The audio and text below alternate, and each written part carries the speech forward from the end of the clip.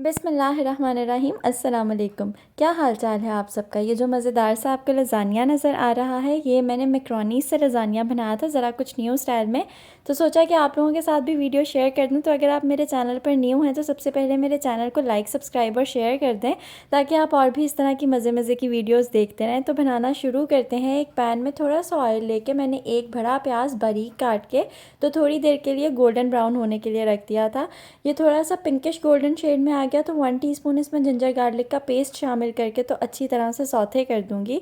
उसके बाद 2 टमाटर बड़े साइज़ के मैंने बारीक काट के इसमें डाल देने हैं और थोड़ा सा पानी इसमें शामिल कर दूंगी, ताकि टमाटर जो से हैं वो थोड़े नरम पड़ जाएं।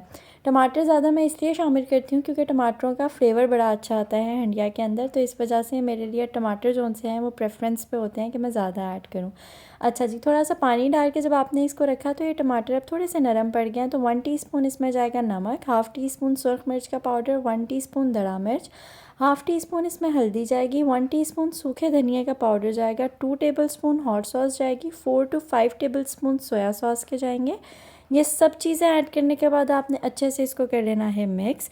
उसके बाद इसमें थोड़ा सा पानी आपने और शामिल करना है और आपने हाफ़ टी स्पून डाल देना है वाइट पेपर पाउडर, मतलब सफ़ेद मिर्च का पाउडर, और 2 टीस्पून आपने इसके अंदर ऐड कर देना है चिकन पाउडर। अगर चिकन पाउडर नहीं ज़्यादा अच्छा लगता तो आप थोड़ा भी ऐड कर दें।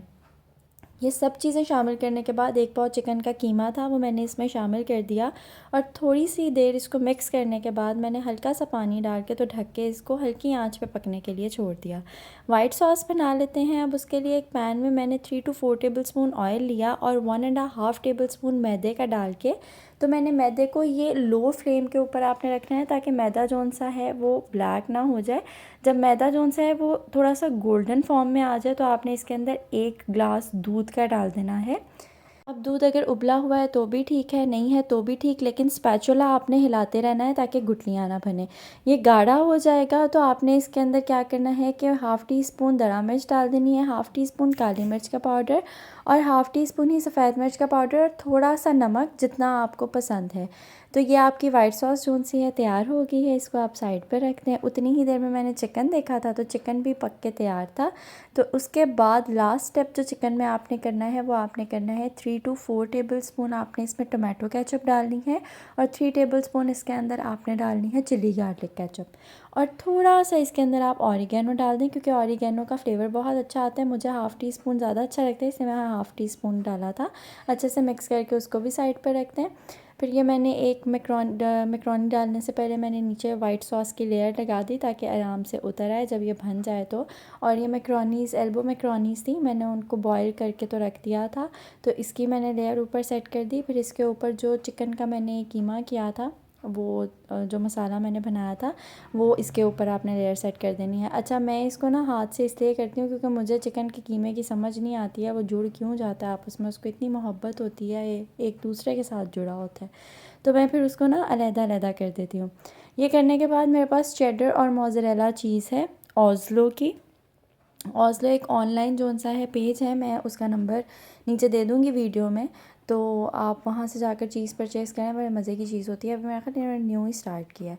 तो इस तरह जो सा है ना, मैंने पहली लेयर सेट होगी, फिर दूसरी लेयर भी मैंने इसी तरह लगा दी थी। मतलब चिकन के ऊपर फिर मैंने चीज़ जब रखा था तो उसके ऊपर फिर मैंने वाइट सॉस लगा दी और उसके ऊपर फिर मैंने जो सा मैक्रोनीज़ की एक लेयर लगा दी और उसके ऊपर मैंने चिकन की लेयर लगा के तो फिर मैंने दोबारा चीज़ डाल के तो फिर मैंने इसके ऊपर दड़ा मिर्च होती है ना, रेड मिर्च जो सी दरदरी मिर्च होती है वो मैंने इसके ऊपर जो सी है ना छिड़क दी और थोड़ा सा ऊपर मैंने ऑरिगेनो छिड़का और थोड़ी सी मैंने मिक्स्ड हर्ब्स छिड़की और इसके ऊपर मैंने हैलापिनोस लगा दी, शिमला मिर्च लंबी लंबी काट के लगा दी और ब्लैक ऑलिव्स रख दिए।